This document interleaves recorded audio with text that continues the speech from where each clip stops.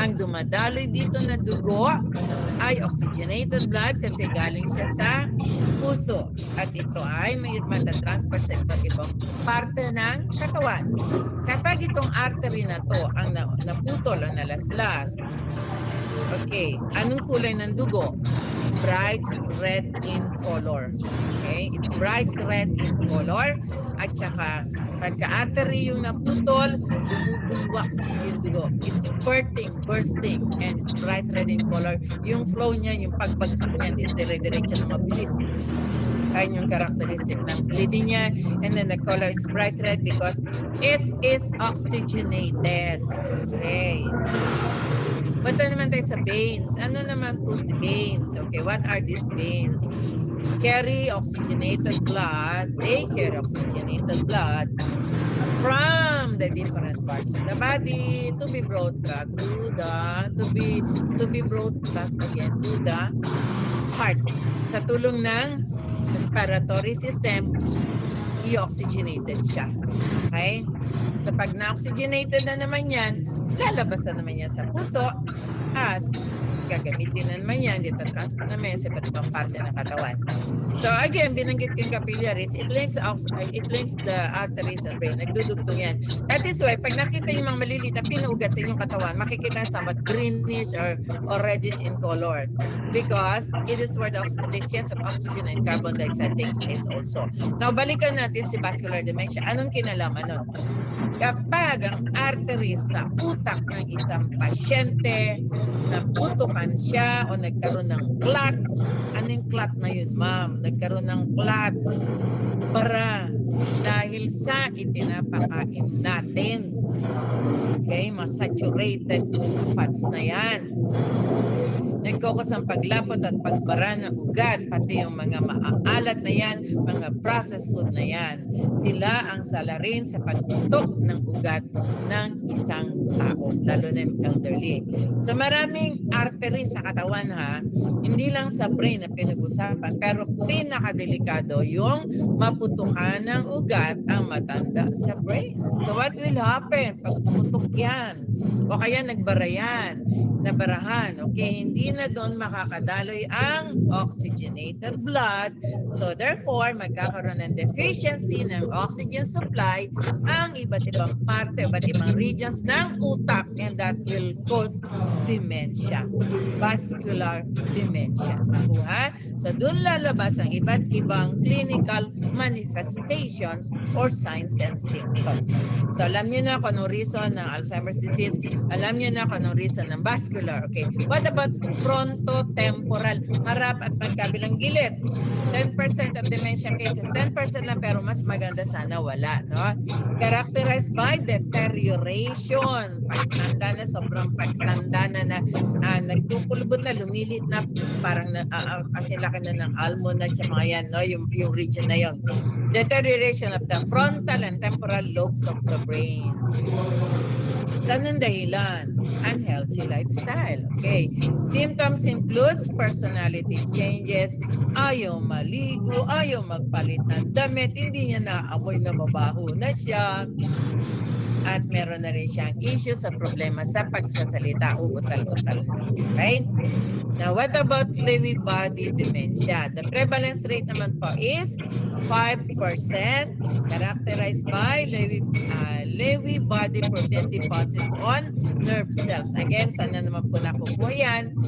Sana po kayong protina na yan. Of course, doon sa pinapakain natin karne sa ating mga matatanda. Ulitin ko, pag elderly 60 patas, hindi na safe ang red meat, baboy at baka. Pero masarap ang steak, masarap ang lechon. Okay, anyway, let's continue. Yung nararamdaman nitong Lewy body dementia na to, nandiyan yung hallucination, disordered sleep, impaired thinking, and motor skills. Mamaya explain ko what is hallucination, what is illusion, what is delusion. Okay? So yun ay nararamdaman din ng isang tao na may dementia at saka yung tao na may mental problem. Okay, other dementias na affected ang brain, So meron tayo 5% lang, pero ulitin ko, dapat wala. So dementia is related to, Parkinson's disease, Huntington's disease, human immunovirus, Creutzfeldt-Jakob disease, and Korsakoff syndrome. So yung mga nabanggit kong sakit na yan, regions ng brain ang affected. At bakit kakaiba ang mga pangalan nila? Because these are names of surgeons na nakadiscover ng sakit na yon. Like Parkinson's, Huntington's, Creutzfeldt-Jakob, and Korsakoff. Mga doctors po sila na nakadiscover ng sakit kaya ipinangalan sa kanila. Okay, so these are the different types of dementia. Under one umbrella, at yung worst case dyan ay si Alzheimer's. 7 stages of dementia, ano-ano yon? So ito yung sinasabi ng libro, no cognitive decline, okay? So maayos pa yung kanyang pag-isip, nakakapag-process pa siya, nasasabi pa niya ng mais, nakakapag-compute pa siya, nagagawa pa niya yung ng mga bills sa grocery list. Okay, yung stage 2, very mild cognitive decline, subtle memory lapses, generally not detected. Medyo yung yung memory niya may mga nakakalimutan na siya at hindi niya yun namamalayan. Okay, pagdating sa stage 3, mild cognitive decline, increase forgetfulness, slight concentration problems. May gagawin ngayon, nalimutan niya, may gagawin pala siya, may nakita siya iba, doon na siya nag-focus. Nakalimutan niya na yung dapat niya gawin. Which is, minsan nararanasan ko yan. Okay? Pero, nilalabanan ko. Number 4, it's moderate cognitive decline. Pag sinabi kasi natin cognitive, yung function ng brain, nakakapag-decision ka na maayos, nakakapag-isip ka na maayos, nakagawa ka ng normal. The usual pa rin na ginagawa din natin na normal everyday. So moderate cognitive decline, clear-cut memory loss, difficulty with complex tasks. Okay. So yung eto ginagawa mo, bigla kang titigil. Ano nga ba yung susunod dito? Nakakalimutan na nila. And then yung sinasabi yan, difficulty with complex tasks. Halimbawa, maglalaba siya using washing machine. Kasi yung washing machine, di ba, may mga pindot-pindot dyan. Unless na lang po yung old type na pipitin mo lang. Kung ang ginagamit mo ay yung mga nasanay ka before na yung ginagamit pa yung washing machine na pindot-pindot lang na automatic. Later on, pag yung matanda na nagkaroon na ng dementia, at umabot na doon sa sinasabi nila na stage 4, malilimutan niya ng gamitin yung washing machine. Okay? Then stage 5, moderately severe cognitive decline. Assistance with daily activities often needed. Hindi na niya magawa yung mga dapat niyang gawin. Hindi na siya makapag-concentrate na maayos, out of focus na siya. Okay, ano ba yung ibig sabihin ng ADL? So, nandiyan na po, activities of daily living. ADL of the elderly, activities of daily living. So, activities of daily living, kagaya po nung gigising siya ng maaga, liligpitin ang kanyang pinagtulugan, what else? Pupunta siya ng banyo, mag-aftercare siya ng sarili niya, mag-personal grooming siya, maghihilamos, papalitan mo everything, magtututbrush. Diba every morning kasi at ang aalagaan ninyo yung matanda, tinatanong sa inyo, dahil kadaramihan sa mga nag-interview sa nurses, tatanong sa inyo, what is the difference between the two? Ano si ADL, ano si IADL?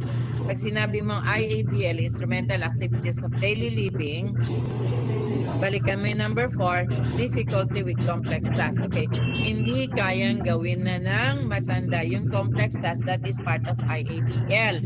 Example ng IADL, paggamit ng washing machine, paggamit ng microwave oven, pagluto kasi step by step yan, paggamit ng oven, paggamit ng you call this yung vacuum cleaner, ano pa, gagawa ng grocery list niya, ayusin niya yung mga bills na babayaran niya, pupunta sa doktor, pupunta sa grocery, magdadrive.